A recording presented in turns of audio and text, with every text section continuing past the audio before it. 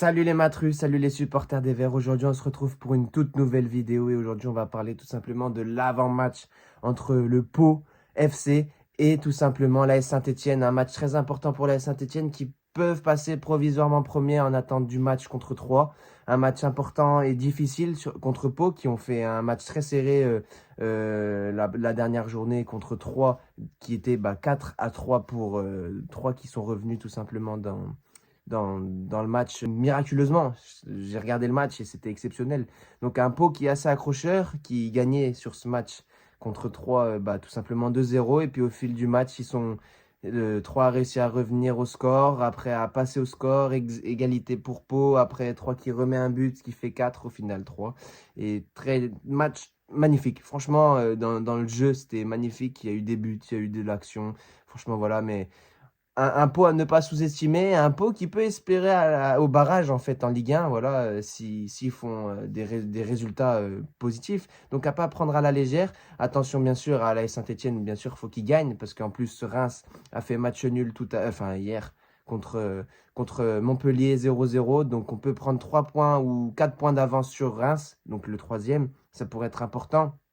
Voilà, pour se séparer un peu de ce groupe qui est assez serré et pouvoir envisager peut-être une deuxième place large. Voilà, donc c'est des points à ne pas louper, des points à ne pas manquer, 3 points à avoir obligatoirement. Et Philippe Montagnier, un 4 sur 4, pourquoi pas, on ne sait pas.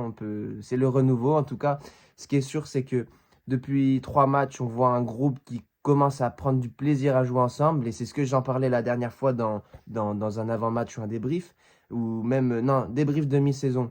Euh, Tout simplement, là, je disais que je n'aimais pas ce groupe, j'arrivais pas à m'attacher à ce groupe. Et là, il y a ces petites flammes-là qui, je trouve, est plutôt pas mal. Je les trouve bien, je les trouve ensemble, je les trouve en cohésion et qui se battent pour le club, pour eux et pour l'équipe. Franchement, je trouve ça intéressant. On a un Philippe Montagnier qui a réussi à faire du bon boulot là-dessus et qui c'est pas à enlever, hein. Franchement, c'est magnifique. Moi, j'adore voir un groupe qui se bat. Alors, bien sûr, il y a des points, j'espère, qui ont été travaillés à l'entraînement, offensivement. J'espère qu'on a travaillé offensivement tout simplement devant la cage pour mettre plus de buts ou au moins cadrer plus de buts, cadrer plus de frappes, pardon. Euh, Parce que tout simplement, on a vu sur le dernier match, il y a tellement eu de frappes, il y a tellement eu de frappes, mais il y en a tellement eu peu qui ont été cadrées.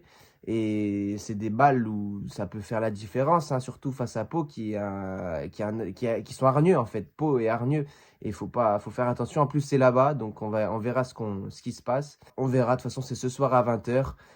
Déjà, je crois que d'autres équipes vont jouer, donc on se sera un peu fixé au classement, comment ça va devenir. Mais voilà, en tout cas, ça va être un match très important. Et voilà, on espère un but de Stassin. Il faut qu'il le mette à tout prix, hein. Ce but-là, à chaque fois, je le dis dans les avant-matchs, mais il faut qu'il le mette. Ça devient impératif parce que les passes décisives, c'est bien à un moment, mais nous, on veut des buts, on veut du résultat, on veut des stats, en fait. Parce que David Tajuli, c'est le seul qui me met des buts, en fait. Voilà, pour l'instant, il n'y a que lui qui met des buts. Après, voilà, tant qu'on gagne, franchement, peu importe, c'est pas grave, mais ça serait bien pour Stassin de mettre un but.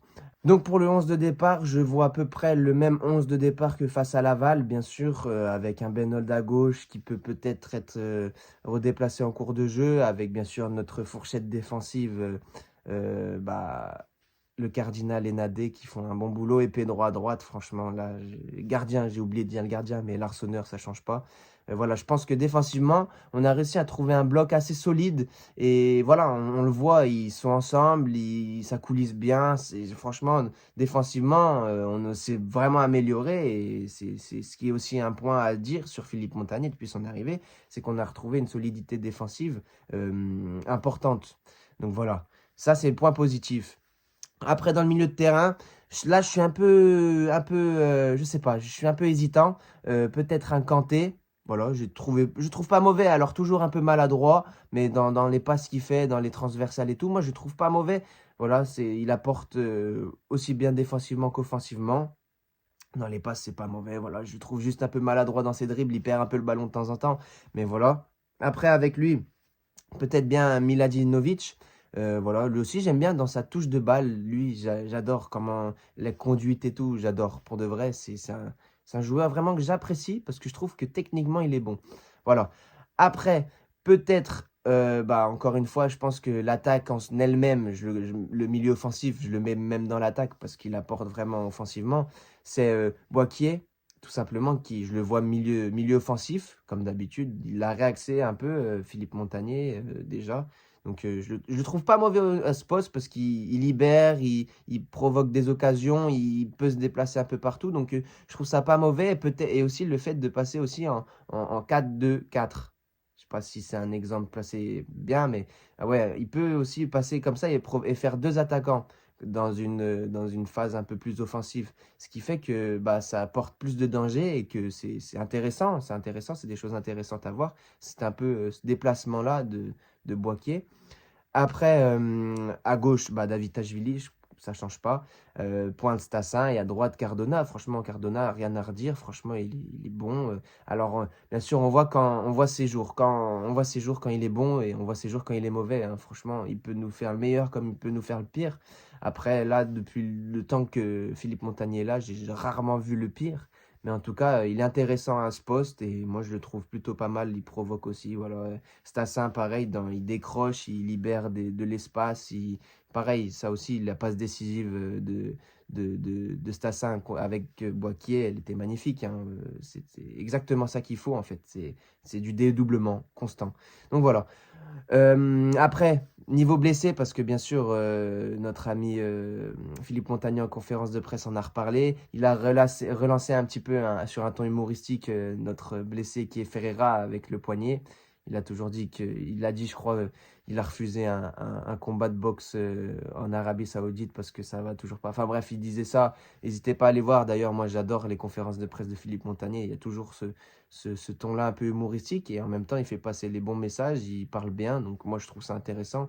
Déjà, c'est mieux qu'il parle en français qu'il parle anglais et qu'on ne comprenne pas grand-chose à ce qu'il dit parce que moi, je suis pas un LV2, hein. Voilà. Donc, je trouve ça intéressant, en tout cas, de Philippe Montagnier. Vraiment, je trouve ça intéressant, un profil intéressant pour la Saint-Etienne. En tout cas, sur cette fin de saison en Ligue 2, on verra en Ligue 1 ce que les dirigeants diront. Donc, bref, retour sur les points blessés. Donc, on avait dit toujours Ferreira blessé. Florian Tardieu, je crois qu'il a retrouvé le groupe. Je ne vais pas dire de bêtises. El Jamali va se faire opérer. Voilà, on a à peu près les mêmes blessés de façon que d'habitude. Donc voilà, ça ne change pas. Ça arrive. En tout cas, ça arrive. Je crois que, comment il s'appelle? Lamba, je crois qu'il revient aussi progressivement dans le groupe. Voilà, ça arrive. C'est en cours, ça va arriver. Mais en attendant, je trouve que même les remplaçants, ils sont pas mauvais. On retrouve un groupe assez bien, en fait. Bien dans le jeu, physiquement. Voilà, il n'a pas l'air de les user à l'entraînement parce que on peut en déduire, enfin moi je vais dire mais on peut en déduire que Orneland, parce que je vais comparer toujours un peu Orneland et Philippe Montagnier. Orneland, j'avais l'impression qu'il les usait à l'entraînement, que c'était un peu trop physique peut-être, alors que là on voit qu'après ça fait que 4 matchs, bien sûr, on ne peut pas vraiment évaluer, mais ça va faire un mois qu'il est au club et que en tout cas on voit que niveau blessé, on n'a pas surenchéri l'affaire. Donc, en vrai, plutôt positif. On verra par la suite qu'est-ce que ça va donner. Mais voilà, en tout cas, moi, vraiment, je suis fan, hein. Philippe Montagnier, je suis fan et je le sens bien. Je le sens bien. Alors, bien sûr, c'est pas le projet de qu'il meurt, mais on verra ce que ça donne en Ligue 1. Si on venait à monter, bien sûr. Donc voilà, bien sûr, comme d'habitude, je vous mets le classement là, même si on l'a un peu déjà évoqué. Voilà, donc c'est victoire obligatoire. Voilà, le dernier, ça se joue un peu. On ne sait pas encore trop. Comme à la montée, en fait, ça va être la même chose. Alors, Laval, pour moi, Bastia qui, franchement, me surprend. Ils sont sur une bonne dynamique actuelle et ils prennent des points. Voilà, c'est plutôt intéressant pour eux parce que quand même, il n'y a plus de club corse maintenant dans les grands dans les deux grands championnats de France. Donc, ça serait dommage qu'un club corse encore, voilà, parte des championnats français. Après, bien sûr, Clermont qui a gagné un match hier contre Dunkerque. Ça aussi, match incroyable pour nous parce que du coup, on peut encore prendre un peu plus d'écart avec le groupe qui vise la montée. Clairement qui a gagné 2-1 dans un match important pour eux, parce que c'est pour le maintien en en Ligue 2. Et que, bah, voilà, hein, c'est tant mieux pour eux. Benef, ils prennent de l'avance sur les potentiels relégables. Donc voilà, je suis content pour eux. Après, voilà, bien sûr, notre principal, c'est la Saint-Étienne. Mais en tout cas, faut dire aussi, faut savoir être content pour nos amis clermontois qui, eux, ils doivent pas passer une bonne saison par contre. Mais voilà. Sur ce, les amis, c'est tout pour cet avant-match. On se retrouve bah, pour le débrief du match, je pense, dans la soirée. Voilà, on va parler de ce débrief pourvu qu'il soit positif comme depuis un mois. Voilà, merci encore à vous pour tous vos suivis, tous vos follow, tous vos likes, tous vos commentaires. Merci beaucoup, ça fait super plaisir en fait parce que franchement, ça marche de fou. Je trouve qu'on est sur une plutôt bonne dynamique. Voilà, donc à nous de continuer et on espère que les Verts vont faire de même. Voilà. À très bientôt les Verts sur ce et bon match. Et on n'oublie pas, allez les Verts.